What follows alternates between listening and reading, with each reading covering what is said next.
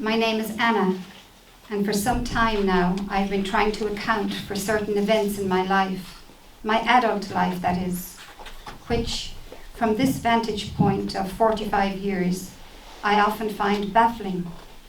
By events, I do not necessarily or only mean actual events, or indeed specific actions or deeds, all of which are evidence-based and which we might regard as the historical data of an individual's life.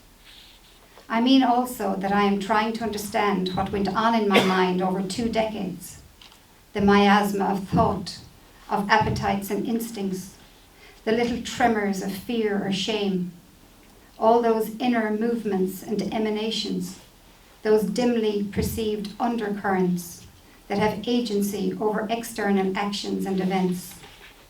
The climate of the psyche, I might call this, the tropisms of the mind, the subtle vibrations of the soul that affect, and in some instances, determine the outcomes that constitute the historical data. Does man, as Carl Jung believed, draw towards him those outward events that his inner orientation demands? How to understand all this, then, that is my purpose. How to understand why we do what we do, or tolerate what we tolerate, or love who we love. His name is Peter. I can barely hear him above the din in the nightclub.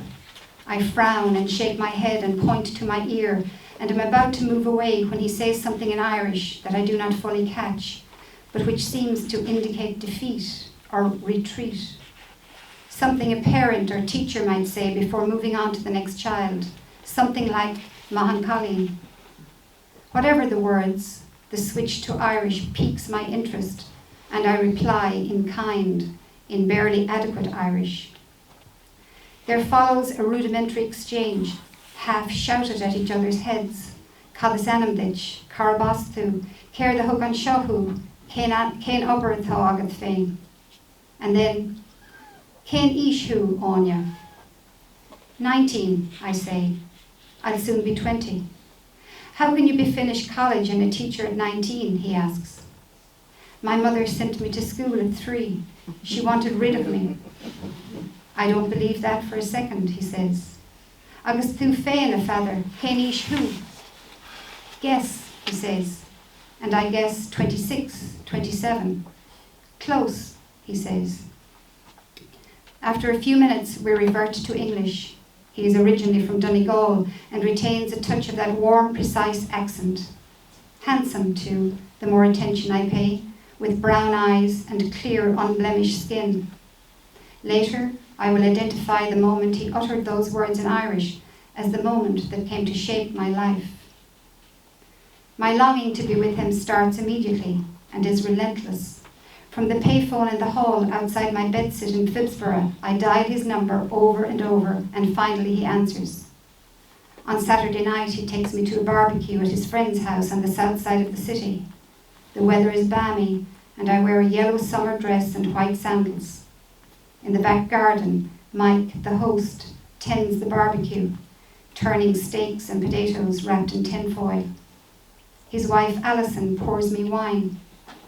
I try to remember all the names.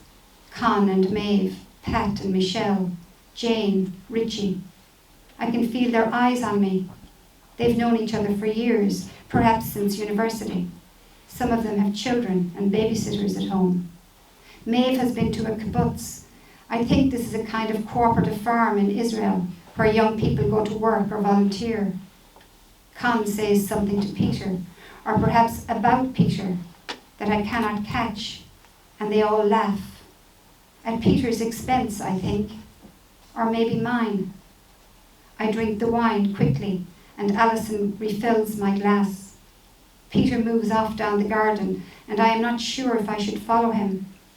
I remain alone for a while until Alison returns, and I am so grateful and so nervous that I unleash a torrent of talk and gratitude. But soon, again, I am on my own. There are lights on in the upstairs windows of the houses backing onto the garden, and I narrow my eyes, like I used to do as a child, until the lights blur and blend and double. Suddenly, I miss home. My father and mother, my sister and brother will be in the kitchen, watching TV now. Ordinary life there and everywhere, happening without me. Back in my bedsit, the book I was reading earlier lies open on the table. The thought of it makes me less lonely. It has a black cover with a purple vertical stripe and is not so much a book, I think now, as some gentle living thing. Poems, 1955 to 1959, and an essay and autobiography. There is a photograph of the author, Boris Pasternak, on the front cover. He is wearing a belted overcoat and a cap, and he looks so ordinary, so rural, like the men I know from home, even like my father. He has an anguished look on his face, and he holds his hand to his heart as if he is pleading or appealing to someone. I know he has suffered. One night, years ago, long before I knew who Boris Pasternak was, my father and I watched Dr. Zhivago on TV. It was late, and my brother and sister were in bed, and my mother was moving around the house, absorbed in her chores. My father and I forgot each other for a long time, and then, towards the end, I looked over at him, and there were tears running down his face. Thank you.